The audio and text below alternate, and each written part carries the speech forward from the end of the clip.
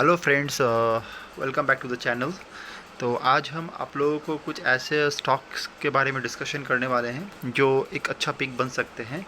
पहला स्टॉक है इन्फोसिस लिमिटेड, जो अभी फ़िलहाल 1918 में ट्रेड कर रहा है। काफ़ी दिनों से 2022 के बाद से ये एक कंसोलिडेशन जोन में है, जो इसका ब्रेकआउट लेवल के आसपास है।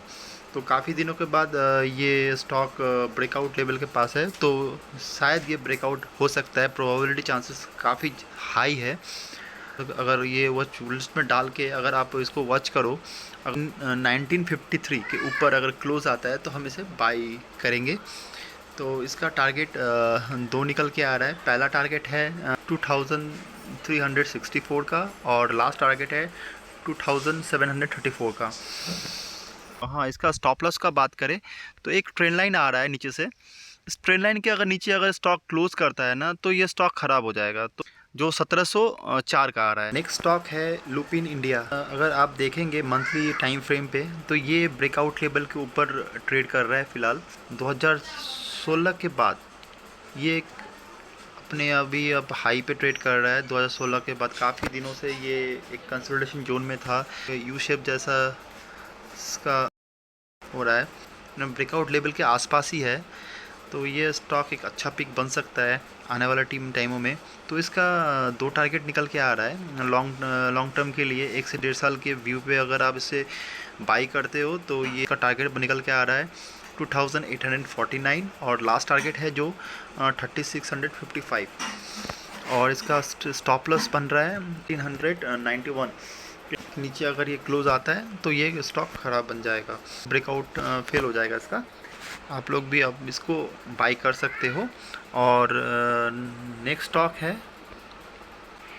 UTI asset management company limited. ये भी स्टॉक मंथली टाइम फ्रेम पे अगर देखोगे तो 2021 के बाद ये अपने ब्रेकआउट लेवल के ब्रेकआउट करने के बाद ब्रेकआउट लेवल से थोड़ा नीचे है। तो इसका स्टॉप लॉस बनता है 1143 का, 1143 का। इसके नीचे अगर स्टॉक क्लोज आता है तो ये ब्रेकआउट फेल हो जाएगा इसका। आप इसको बाई करते हो तो इसका दो टारगेट निकल के आ रहा है। प्रोबेबिलिटी चांसेस इसका है, दो टारगेट निकल के आ रहा है 1515 और 1834 का। तो ये एक अच्छा पिक बन सकता है। और नेक्स्ट स्टॉक हमारे रडार पे है वेदांता लिमिटेड। ये स्टॉक के बारे में अगर मैं बताऊं तो 2010 के बाद से ये स्टॉक ने कुछ खास नहीं किया है। 2010 में जो उसने हाई बनाने के बाद उठा पटक करने के बाद आज 2024 पे जाके ब्रेकआउट करके खड़ा है। तो ये अच्छा एक पिक बन सकता है, क्योंकि ये स्टॉक काफ़ी दिनों से कंसोलिडेशन कर रहा है। तो कुछ अच्छा इंटरनल कुछ न्यूज़ है। फंडामेंटल अगर देखोगे तो ये स्टॉक में कुछ नहीं है। लोग पिक करते हो तो इसका स्टॉप लॉस बनता है 420 का, और अगर इसका टारगेट अगर देखोगे ना तो ये एक जैकपॉट भी बन सकता है। लेकिन फंडामेंटली कंपनी उतना खास नहीं किया है। लेकिन अगर जैकपॉट एंट्री के लिए अगर लॉन्गर टाइम 2-4 साल के लिए अगर मान लो ये ब्रेकआउट अगर स्टॉप लॉस हिट नहीं करता है, ये कंटिन्यू अगर अपने ट्रेंड बरकरार रखता है, जैसे मान लो ऐसे उठा पटक करके अगर स्टॉप लॉस हंट नहीं करके अगर चाहता है, तो इसका टारगेट है 4186 का। ये मजाक नहीं है, मुझे ये अपने इतने दिन के ऑब्जर्वेशन में मुझे इसका जो टारगेट निकल के आ रहा है ये आ रहा है। तो नेक्स्ट स्टॉक पे चलते हैं। नेक्स्ट स्टॉक है कैंपस एक्टिववेयर। ये अपने 50% के आसपास में ट्रेड कर रहा है। तो शायद ये इधर इसने बॉटम बनाया है, तो ये एक अच्छा पिक बन सकता है।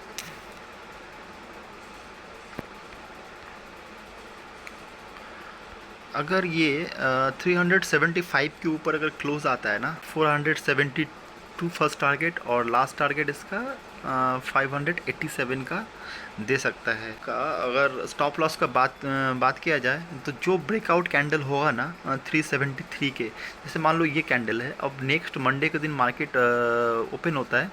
ओपन होने के बाद मान लो ये यहाँ पे गया, नेक्स्ट डे मान लो जाके यहाँ से इस कैंडल से मान लो इसको ब्रेकआउट किया, तो जो कैंडल बन रहा है ना उस कैंडल का लो को स्टॉप लॉस लगा के इसको बाई कर सकते हैं। अभी तक मैंने जो जो आप लोगों से स्टॉक शेयर किया सबका स्टॉप लॉस पे आपको निकल जाना है।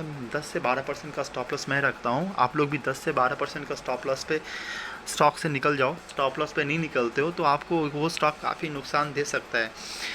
तो कैसा लगा हमारा वीडियो? वीडियो अगर अच्छा लगे तो हमारे वीडियो को लाइक सब्सक्राइब करें।